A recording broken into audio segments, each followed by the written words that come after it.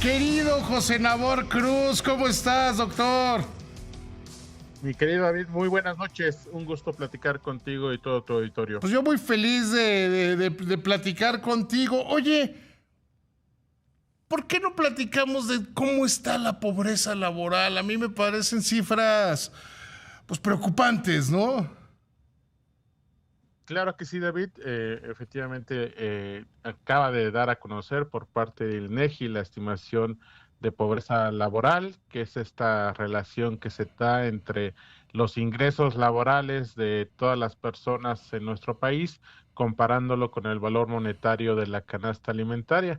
Y bueno, todavía al primer trimestre de este 2026, estamos hablando que casi 3 de cada 10 mexicanos está en situación de pobreza laboral. El dato preciso es 30.7% de la población nacional que está en estas condiciones, y dentro de la abundante información que nos ofrece INEGI, me parece importante de entrada la desagregación territorial, mientras que sí, en el ámbito urbano tenemos desde hace algunos trimestres ya menos de ese 30%. El dato para el ámbito urbano es 26.9% de la población nacional en situación de pobreza laboral.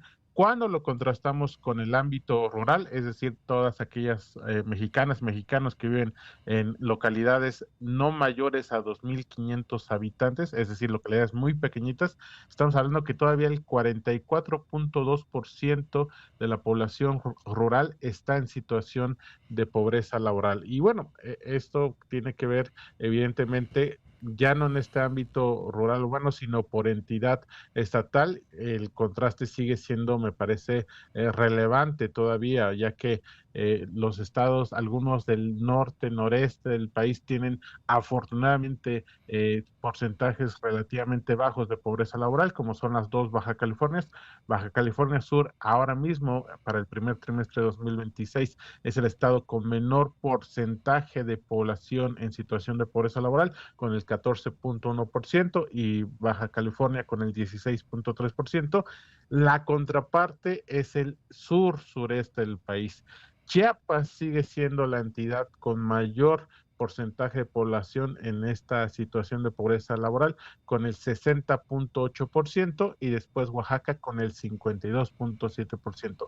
Ahí claramente tenemos rezagos importantes todavía en cuanto a incrementar los ingresos de la población de esos estados del sur del país, para que en el corto o mediano plazo puedan reducir sus niveles de pobreza laboral, mi estimado. A mí me parece que es muy preocupante la pobreza laboral porque es gente que trabaja. O sea, es Así gente es. que trabaja y ahí sí que, como diría la canción, no le alcanza para vivir. Sí, y sobre todo el no poder adquirir la canasta alimentaria. Como Ujú, ujú. recordarás en la metodología de medición de pobreza que tiene el Estado mexicano, hay dos tipos de canastas, Que la habría que decir alimentaria y la no que la alimentaria. desarrolló el Coneval cuando estabas tú presidiéndolo. Exactamente, exactamente. Entonces, esta medición de pobreza laboral solo se refiere a la medición de la canasta alimentaria, que el último dato es de 2.598 pesos en el ámbito urbano, y su costo en el ámbito rural es de 1.966 pesos. Pero si a esto le sumamos todo lo que una familia en promedio, una persona en promedio puede gastar en educación, salud, transporte, estas dos canastas sumarían más de 4.900 pesos al mes en el ámbito urbano, y más de 3.572 pesos. Y el dato que nos da hoy INEGI es que los ingresos laborales reales per cápita son apenas de 3.653 pesos promedio nacional. Entonces, claramente tenemos todavía un rezago importante de bajas remuneraciones en ciertos sectores, en ciertos estados del país, y eso es lo que desafortunadamente mantiene todavía al 30% de la población en situación de pobreza laboral. Sí, o sea, quiere decir que en promedio los mexicanos ganamos 3,650 pesos, ¿no? Es correcto, sí. Claro, hay otras fuentes de ingreso como pueden ser las remesas, Las los programas transferencias del sociales, gobierno, o sea, muchas otras renta cosas. de... Sí, pero el tema laboral todavía sigue siendo muy, muy frágil, si me permites el término, y sobre todo Pues lo que también hemos platicado en otras ocasiones con tu auditorio, David, es el tema de la informalidad. Mientras sigamos teniendo más de la mitad de la población económicamente activa en la informalidad, el- este tipo de políticas de incremento del salario mínimo que son buenas, pero no le dan una cobertura a la totalidad de los trabajadores. Me parece que el dato sigue siendo muy fuerte, mientras que un trabajador formal en el primer trimestre de 2026 gana en promedio 11,157 pesos, un informal gana 5,751. Entonces, eso me parece que explica por qué seguimos manteniendo ingresos reales per cápita tan bajos en el país. Y además hay que meterle otro dato a este gran análisis que estás haciendo. Está creciendo el porcentaje de población informal dentro de la población económicamente activa. Corrígeme si yo tengo mal el dato.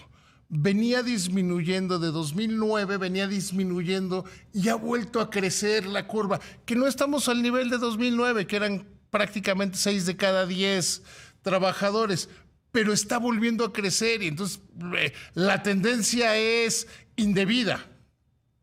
Exactamente, David. Y platicando con algunos colegas, planteamos una cierta paradoja. También se ha incrementado en los últimos años el número de trabajadores registrados en el IMSS. Es cierto, pero ha crecido todavía más los trabajadores que van a la informalidad. Y a mí me preocupa porque estamos en los últimos años del bono demográfico del país y eso significa que muy probablemente la mayor cantidad de empleos para los jóvenes que están incorporándose en sus primeros años al mercado laboral no está siendo en la formalidad, sino en la informalidad.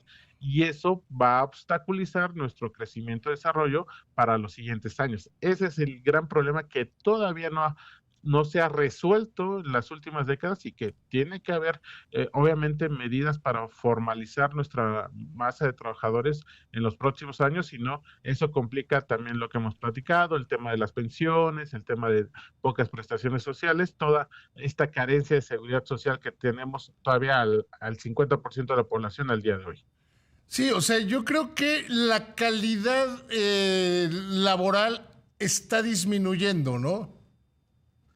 Desafortunadamente pareciera así, como te comento, los datos nos dicen que sí incrementa el empleo registrado en IMSS, pero mucho más y en términos relativos y absolutos, que es lo preocupante, el empleo informal. Entonces, podríamos estar presenciando que en esta ya tercera década de este siglo, pues el saldo final hacia 2030 sea que México crea más empleo informal que formal, siendo la 11ª, 12ª economía del mundo, ciertamente es una paradoja y un problema a resolver en el corto plazo.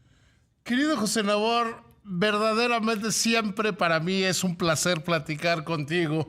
Ojalá podamos seguir haciéndolo muy seguido. Con muchísimo gusto, mi estimado David. Te mando un abrazo muy grande. Gracias, muy buenas noches, igualmente.